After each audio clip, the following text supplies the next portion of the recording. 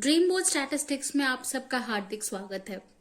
आज हम लोग सॉल्व करने वाले हैं, इन पैराग्राफ राइटिंग करनी है जिसका हेडिंग है I have miles to go before I sleep. इसके बारे में आज हम पैराग्राफ राइटिंग लिखने वाले हैं। आइए देखते हैं answer.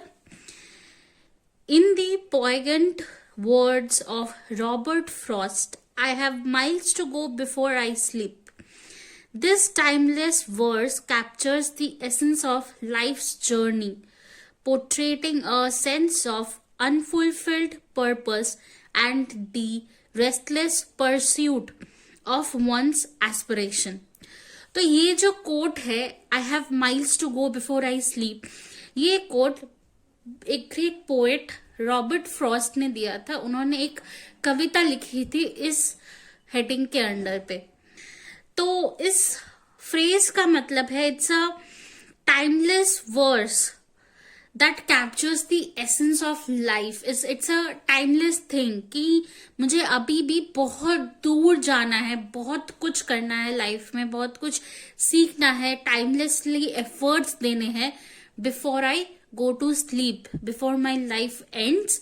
I have to work timelessly. The metaphorical miles allude to the myriad challenges and experiences that lie ahead, symbolizing the vast expanse of opportunities, obstacles and moments yet to be encountered.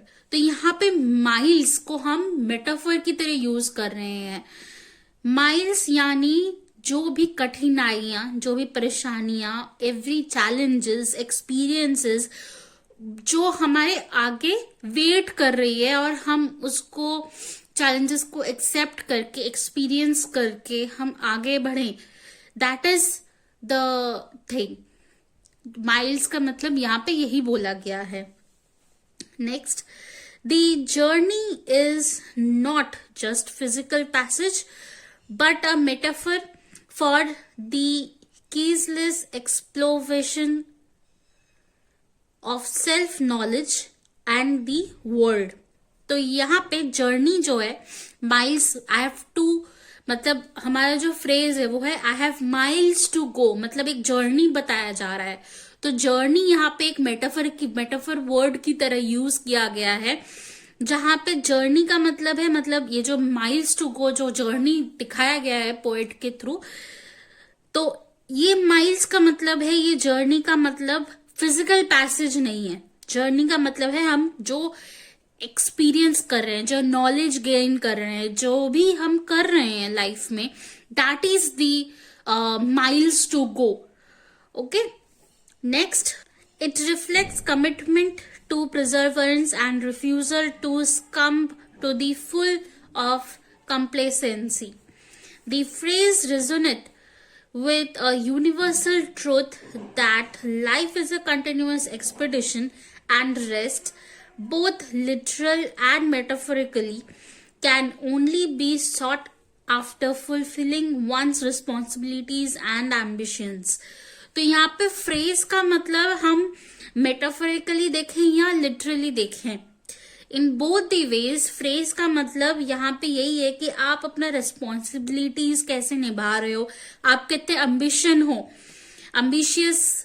Ambition लेके, ambitious होके आप कितना काम कर पा रहे हो before you go to sleep, before your life ends, how much you are knowledgeable, how much knowledge you gain, how you develop yourself, self-development, and what experiences do you do, what are the challenges, everything. यहाँ पे दोनों literal way में and metaphorical way में यही बताया गया है। Next, Frost's words serve as a powerful reminder to embrace the audacity of existence, to savor the highs and endure the lows, all while being propelled by the inner drive to achieve and contribute. तो फ्रॉस्ट्स word मतलब Robert Frost के जो बातें हैं वो ये कह रही है, इट्स अ पावरफुल रिमाइंडर, जो क्या कह रही है कि हमारे जो बहुत अच्छे हैबिट्स हैं, बहुत खूबियां जो हैं, उसको हम तराशें उसको हम और अच्छा करें, और हमारी जो खामियां हैं, जो हमारे लो पॉइंट्स हैं, उस पे हम और अच्छे से काम करें और बेटर करें उस चीज को। हम अपने इनर कोर को प्रोपेल करें, अच्छा रखें, सेल्फ मेड हो।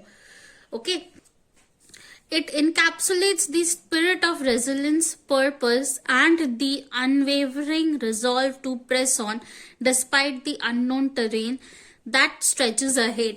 So this encapsulates the spirit of resilience, the spirit of what purpose you are for, what purpose you do, in what are the things you do in your life. Everything it is encapsulated. Okay, so ये था आपका paragraph writing. बहुत ही easy सा paragraph writing है।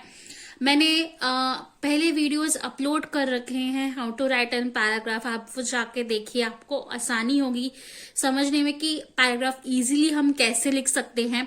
कोई भी doubt है, कोई भी क्वेरी है, please feel free to comment down below. And also for more such videos, please subscribe our channel, hit the bell icon, ताकि नोटिफिकेशंस आपको मिलती रहे। Thank you for watching.